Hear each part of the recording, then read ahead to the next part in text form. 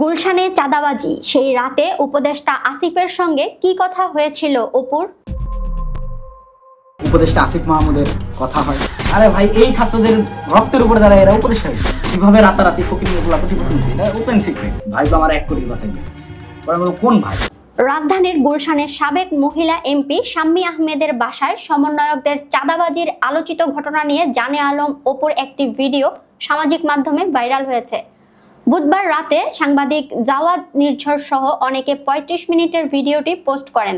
চাঁদাবাজির ঘটনার পর আত্মগোপনে থাকা অবস্থায় জানে আলম অপু ভিডিওটি ধারণ করেছিলেন বলে ধারণা করা হচ্ছে। এই ভিডিওতে জানে আলম অপু ওই ঘটনার আদ্যোপান্ত বর্ণনা করেছেন, যার মধ্যে রয়েছে শাম্মীর বাসায় যাওয়ার আগে উপদেষ্টা আসিফ মাহমুদের সঙ্গে অপুর ফোনে কথা বলার তথ্য। এছাড়া শাম্মী সেদিন বাসায় ছিলেন এবং একটি ফোন পেয়ে তিনি বের হয়ে গেছেন এমন তথ্য দিয়ে ভিডিওতে অপু প্রশ্ন করেছেন কার ফোন ছিল সেটি। ভিডিওতে জানে আলম অপু বলেন, গুলশানে চাঁদাবাজির ঘটনায় টাকার ব্যাগ নিতে যে ছেলেকে দেখেছেন সেটা আমি। আপনারা একটি ফুটেজের মাধ্যমে দেখেছেন যে সমন্বয়করা চাঁদাবাজিতে জড়িত। যে সমন্বয়ক গত বছর ছিল মহানায়ক, তারা হয়ে গেল চাঁদাবাজ। অপু বলেন, আমার কিছু প্রশ্ন আছে। আপনারা কি জানেন ওই দিন ভোর ৫টার সময় ওই জোনের ডিসি এসিকে অবগত করে একদম অফিসিয়াল প্রসেসে পুলিশকে সঙ্গে নিয়ে শাম্মীর সেই বাসায় আমরা অভিযান চালাই।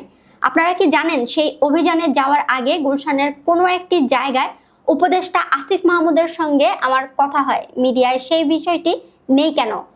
আগের রাতে অভিযানের বিষয়টি মিডিয়ায় ধামাচাপা দেওয়া হলো কেন? তিনি আরো বলেন, ভোরবেলার আইন শৃঙ্খলা বাহিনীর সেই অভিযানের তথ্য নেই কেন? অভিযানের সময় আমরা বুঝতে পারি শাম্মী সেখানে ছিলেন। তথ্য পেয়ে তিনি পালিয়েছেন। যে ২.৫ মিনিটের ভিডিও ভাইরাল করে আমাদের রাতারাতি ভিলেন বানানো হলো তাদের কাছে চ্যালেঞ্জ। সৎ সাহস থাকলে আগের রাতের সিসিটিভি ফুটেজ প্রকাশ করেন, দেখি কে ফোন করেছেন, কার ফোনে শাম্মী ওই বাসা থেকে বের হয়েছেন।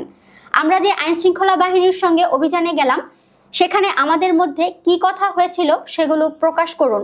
উল্লেখ্য, গুলশানের সাবেক এমপির বাসায় ৫০ লাখ টাকা চাঁদা দাবির ঘটনায় ঢাকা মহানগর গোয়েন্দা পুলিশ জানে আলম অপুকে গ্রেফতার করা হয়েছে।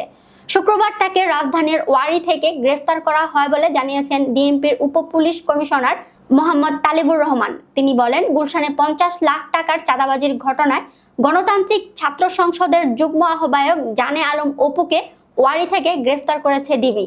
বুধবার ডিএমপি ব্রিফিংয়ে ডিসি মোহাম্মদ তালিবুর রহমান জানান, গুলশানের সাবেক সংসদ সদস্যের বাসায় গিয়ে ৫০ লাখ টাকা চাঁদা দাবির ঘটনায় গ্রেফতার আসামিদের জিজ্ঞাসাবাদ করা হয়। জিজ্ঞাসাবাদে পাওয়া তথ্যের ভিত্তিতে রাজধানীর নাখালপাড়ায় রিয়াদের ভাড়া বাসা থেকে ৪টি চেক উদ্ধার করা হয়।